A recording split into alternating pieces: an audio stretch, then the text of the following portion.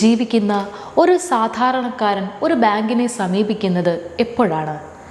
സ്വന്തമായി ഒരു വീട് വയ്ക്കാൻ, കുട്ടികളുടെ വിദ്യാഭ്യാസത്തിന്, അല്ലെങ്കിൽ ഒരു ചെറിയ കച്ചവടം തുടങ്ങാൻ. എന്നാൽ ഏതാനും ലക്ഷങ്ങൾ വായ്പയെടുത്ത് എന്തെങ്കിലും അടിയന്തര സാഹചര്യം കാരണം കൃത്യസമയത്ത് അടച്ചു തീർക്കാൻ പറ്റിയില്ലെങ്കിൽ എന്താണ് സംഭവിക്കുക? അടുത്ത ദിവസം തന്നെ വീട്ടിലേക്ക് ബാങ്കിൻ്റെ ഭീഷണി സന്ദേശങ്ങൾ വരും. പിന്നാലെ ജപ്തി നോട്ടീസ്. അയൽക്കാരുടെ മുന്നിൽ നാണം കെട്ട് നിൽക്കാൻ മണ്ണില്ലാതെ ആ കുടുംബം തെരുവിലേക്ക് തള്ളപ്പെടും. സഹിക്കാൻ പറ്റാതെ പലരും ജീവനൊടുക്കും. ഇതാണ് നമ്മുടെ നാട്ടിലെ ദൈനംദിന യാഥാർത്ഥ്യം. എന്നാൽ അതേസമയം അതേ ഇന്ത്യയിൽ തന്നെ ആയിരക്കണക്കിന് കോടി രൂപ ബാങ്കുകളിൽ നിന്നും സാമ്പത്തിക സ്ഥാപനങ്ങളിൽ നിന്നും വായ്പയെടുത്ത് മുക്കുന്ന രാജ്യത്തെ അതിസമ്പന്നർക്കും കോർപ്പറേറ്റുകൾക്കും ഭരണകൂടവും നിയമ സംവിധാനങ്ങളും എന്താണ് നൽകുന്നത്? വൻ ഇളവുകളും സബ്സിഡികളും. അടുത്തിടെ നാഷണൽ കമ്പനി ലോ ട്രിബ്യൂണൽ പുറപ്പെടുവിച്ച ഒരു ഉത്തരവ് കേട്ടാൽ ഏതൊരു സാധാരണക്കാരനും ഞെട്ടിപ്പോകും. വെറും ഒരു പേപ്പർ കഷ്ണത്തിൽ ഞാൻ പാപ്പരാണ് എന്നെഴുതി കൊടുത്തപ്പോൾ 2200 കോടിയിലധികം രൂപ തിരിച്ചടയ്ക്കാനുള്ള ഒരു വൻകിടക്കാരന് വെറും 6.5 കോടി രൂപ അടച്ചു രക്ഷപ്പെടാൻ അവസരമൊരുക്കിയിരിക്കുന്നു. ഇന്ന് നമ്മൾ പരിശോധിക്കുന്നത് ഈ കോർപ്പറേറ്റ് കൊള്ളയെക്കുറിച്ചും ഇന്ത്യയിലെ നീതിപീഠങ്ങളും ഭരണകൂടവും എങ്ങനെയാണ് സാധാരണക്കാരനെയും കോർപ്പറേറ്റുകളെയും രണ്ട് തട്ടിൽ കാണുന്നത് എന്നതിനെക്കുറിച്ചുമാണ്. ആദ്യം ആരാണ് ഈ കഥയിലെ പ്രധാന കഥാപാത്രം എന്ന് പരിശോധിക്കാം. സുഭാഷ് ചന്ദ്ര, ഇന്ത്യയിലെ മാധ്യമ ഭീമൻ എന്നറിയപ്പെടുന്ന വ്യക്തി. C network, C news, C entertainment തുടങ്ങിയ വൻകിട മാധ്യമ സ്ഥാപനങ്ങളുടെ സ്ഥാപകനാണ് ഇദ്ദേഹം. അതുമാത്രമല്ല, BJPയുടെ ശക്തമായ പിന്തുണയോടെ ഹരിയാനയിൽ നിന്ന് രാജ്യസഭയിലേക്ക് തിരഞ്ഞെടുക്കപ്പെട്ട മുൻ MP കൂടിയാണ് സുഭാഷ് ചന്ദ്ര. ഇന്ത്യ ബുൾസ് ഉൾപ്പെടെയുള്ള വിവിധ ധനകാര്യ സ്ഥാപനങ്ങളിൽ നിന്നും ബാങ്കുകളിൽ നിന്നുമായി സുഭാഷ് ചന്ദ്രയും അദ്ദേഹത്തിന്റെ കമ്പനികളും ചേർന്നെടുത്ത വായ്പ തുക എത്രയാണ്? കൃത്യമായി പറഞ്ഞാൽ 2206.57 കോടി രൂപ. ഇത്രയും ഭീമമായ തുക വായ്പ എടുത്ത ശേഷം തിരിച്ചടയ്ക്കാൻ സാധിക്കില്ലെന്നും താൻ പാപ്പരാണെന്നും കാണിച്ച് ഇദ്ദേഹം കമ്പനി ലോ ട്രിബ്യൂണലിനെ സമീപിക്കുന്നു. സാധാരണക്കാരാണെങ്കിൽ ബാങ്കുകൾ വീട് ലേലം ചെയ്യും. എന്നാൽ ഇവിടെ നാഷണൽ കമ്പനി ലോ ട്രിബ്യൂണൽ നൽകിയ ഉത്തരവ് എന്തായിരുന്നു? ആകെയുള്ള 2206 കോടി രൂപയിൽ വെറും 6.5 കോടി രൂപ തിരിച്ചടച്ചാൽ മതി. ഇതിൽ 6.25 കോടി രൂപ വായ്പ നൽകിയ സ്ഥാപനങ്ങൾക്കും ബാക്കി 25 ലക്ഷം രൂപ കേസ് നടത്തിപ്പിന്റെ ചിലവിലേക്കും നൽകിയാൽ കേസ് അവസാനിക്കും. ഒന്നാലോചിച്ച് നോക്കൂ. അതായത് താൻ എടുത്ത കടത്തിന്റെ 99.97% തുകയും ഒറ്റ ഉത്തരവിലൂടെ തള്ളിക്കൊടുത്തു. തിരിച്ചടയ്ക്കേണ്ടത് വെറും 0.03% മാത്രം. ഈ വിചിത്രമായ ഉത്തരവിലേക്ക് ട്രിബ്യൂണൽ എങ്ങനെയാണ് എത്തിയത് എന്ന് കേട്ടാൽ ഇതിന് പിന്നിലെ യാഥാർത്ഥ്യം വ്യക്തമാകും. തുടക്കത്തിൽ ഈ കേസ് പരിഗണിച്ച 2 അംഗ ട്രിബ്യൂണൽ ബെഞ്ചിൽ വലിയ അഭിപ്രായ വ്യത്യാസം ഉണ്ടായിരുന്നു. ഒരാൾ ഈ തുക തള്ളിക്കൊടുക്കുന്നതിനെ ശക്തമായി എതിർത്തപ്പോൾ രണ്ടാമത്തെയാൾ സുഭാഷ് ചന്ദ്രയ്ക്ക് അനുകൂലമായി നിലപാടെടുത്തു.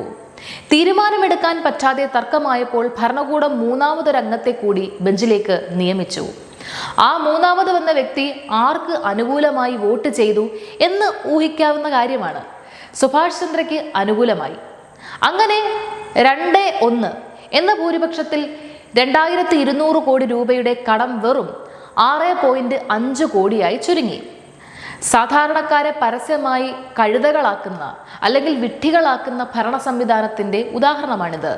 ഈ വാർത്ത പുറത്തു വന്നതിന് പിന്നാലെ ബാങ്ക് തട്ടിപ്പ് നടത്തി രാജ്യം വിട്ടുപോയ മുൻ കോടീശ്വരൻ വിജയ് മല്യ പോലും പരിഹാസവുമായി സോഷ്യൽ മീഡിയയിൽ രംഗത്തെത്തി. തന്റെ സുഹൃത്തായ സുഭാഷ് ചന്ദ്രയ്ക്ക് അഭിനന്ദനങ്ങൾ അറിയിച്ചുകൊണ്ട് വിജയ് മല്യ ഉന്നയിച്ച കണക്കുകൾ ഇന്ത്യയിലെ ഭരണകൂടത്തിന് ഏൽക്കുന്ന വലിയൊരു പ്രഹരമാണ്. മല്യ പറഞ്ഞത് ഇങ്ങനെയാണ്: കിങ്ഫിഷർ എയർലൈൻസിന്റെ പേരിൽ എടുത്ത 6203 കോടി രൂപയുടെ വായ്പയ്ക്ക് ജാമ്യം നിന്നതിന്റെ പേരിൽ എയർഫോഴ്സ്മെന്റ് ഡയറക്ടറേറ്റ് എന്റെ 14,100 കോടി രൂപയുടെ സ്വത്തുക്കളാണ് കണ്ടുകെട്ടിയത്. 6000 കോടിക്ക് പകരം 14,000 കോടിയുടെ സ്വത്ത് കണ്ടുകെട്ടി. എന്നാൽ 2200 കോടി രൂപ എടുത്ത BJPയുടെ മുൻ MP-ക്ക് വെറും 6.5 കോടി രൂപ തിരിച്ചടച്ചാൽ മതിയെന്ന ഉത്തരവ് വരുന്നു. ഞാൻ കേട്ട വാർത്ത സത്യമാണെങ്കിൽ സുഭാഷ് ചന്ദ്രയ്ക്ക് എൻ്റെ അഭിനന്ദനങ്ങൾ. ഇന്ത്യയിൽ ആർക്കാണ് സംരക്ഷണം ലഭിക്കുന്നത് എന്ന് വിജയ് മല്യയുടെ ഈ ഒരൊറ്റ പ്രതികരണത്തിൽ നിന്ന് വ്യക്തമാണ്. ഇനി നമ്മൾ ചിന്തിക്കേണ്ടത് നമ്മുടെ നാട്ടിലെ സാധാരണക്കാരെ കുറിച്ചാണ്. നമ്മുടെ കേരളത്തിൽ ദിവസവും നമ്മൾ കേൾക്കുന്ന വാർത്തകൾ എന്തൊക്കെയാണ്? കഴിഞ്ഞ തിരുവോണ നാളിൽ അല്ലെങ്കിൽ ഉത്രാട ദിനത്തിൽ കൊട്ടാരക്കരയിൽ നിന്ന് വന്ന വാർത്ത നിങ്ങൾ ഓർക്കുന്നുണ്ടാകും.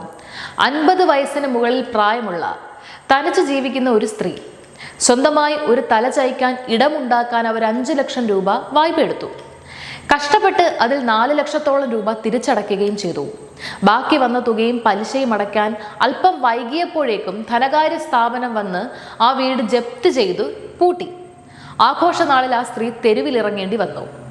ഇത് മാധ്യമങ്ങളിൽ വന്ന ഒരു വാർത്ത മാത്രം. മാധ്യമങ്ങൾ അറിയാത്ത, നമ്മൾ അറിയാത്ത എത്രയോ ജപ്തികൾ, എത്രയോ ആത്മഹത്യകൾ നമ്മുടെ നാട്ടിൽ ഓരോ മിനിറ്റിലും നടക്കുന്നുണ്ട്. 4 ലക്ഷവും 5 ലക്ഷവും കടമുള്ള സാധാരണക്കാരൻ്റെ ആധാരവും വീടും പിടിച്ചെടുക്കാൻ കാണിക്കുന്ന അതേ വീര്യം 2200 കോടി തട്ടിച്ച കോർപ്പറേറ്റുകളുടെ മുന്നിൽ ബാങ്കുകളും ട്രിബ്യൂണലുകളും എവിടെയാണ് പണയം വെക്കുന്നത്? എന്തുകൊണ്ടാണ് ഭരണകൂടവും സിസ്റ്റവും ഈ രീതിയിൽ കോർപ്പറേറ്റുകൾക്ക് മുന്നിൽ മുട്ടുമടക്കുന്നത്? ഉത്തരം വളരെ ലളിതമാണ്. സുഭാഷ് ചന്ദ്ര വെറും ഒരു BJP നേതാവ് മാത്രമല്ല. അദ്ദേഹത്തിൻ്റെ കയ്യിൽ രാജ്യത്തെ ഏറ്റവും ശക്തമായ ആയുധമുണ്ട്: മാധ്യമങ്ങൾ. സി ന്യൂസ് പോലെയുള്ള മാധ്യമങ്ങൾ നിരന്തരമായി ഭരണകൂടത്തിന് വേണ്ടി കുഴലൂത്ത് നടത്തുകയും ജനങ്ങളുടെ ശ്രദ്ധ തിരിക്കുകയും ചെയ്യുന്നവരാണ്. ഭരണാധികാരികളെ ചോദ്യം ചെയ്യാൻ നട്ടലില്ലാത്ത മാധ്യമങ്ങളെ നിലനിർത്തണമെങ്കിൽ അവർക്ക് ഇത്തരം കോടികളുടെ സമ്മാനങ്ങൾ നൽകേണ്ടി വരും. ഇത് സുഭാഷ് ചന്ദ്രയുടെ മാത്രം കാര്യമാണോ? അല്ല. അടുത്തിടെ അസമിലും ഉത്തരാഖണ്ഡിലും ആയിരക്കണക്കിന് ഏക്കർ ഭൂമിയാണ് അദാനി ഗ്രൂപ്പിന് വെറും 1 ഏക്കറിന് 1 രൂപ നിരക്കിൽ സർക്കാർ നൽകിയത്. 1 ഏക്കറിന് 1 രൂപ. അതായത് രാജ്യം ഭരിക്കുന്ന ഭരണകൂടത്തിന് അനുകൂലമായി നിലകൊള്ളുകയും അവർക്ക് വേണ്ടി സംസാരിക്കുകയും ചെയ്താൽ ഈ രാജ്യത്തെ ഏത് നിയമവും നിങ്ങൾക്കായി മാറ്റി എഴുതപ്പെടും. രാജ്യത്തിൻ്റെ സ്വത്തുക്കൾ മുഴുവൻ നിങ്ങൾക്ക് മുന്നിൽ അടിയറവ് വെക്കപ്പെടും.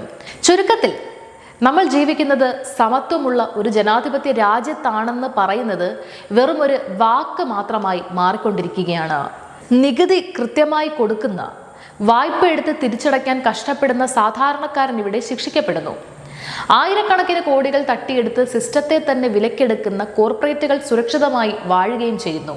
കടക്കെണി മൂലം നമ്മുടെ നാട്ടിലെ കർഷകരും സാധാരണക്കാരും കയററ്റത്ത് തൂങ്ങി മരിക്കുമ്പോൾ വൻകിട മുതലാളിമാരുടെ ആയിരക്കണക്കിന് കോടി രൂപ എഴുതിത്തള്ളുന്ന ഈ നീതിപീഠങ്ങളോടും ഭരണകൂടത്തോടും നമ്മൾ ചോദ്യങ്ങൾ ചോദിച്ചേ മതിയാകൂ.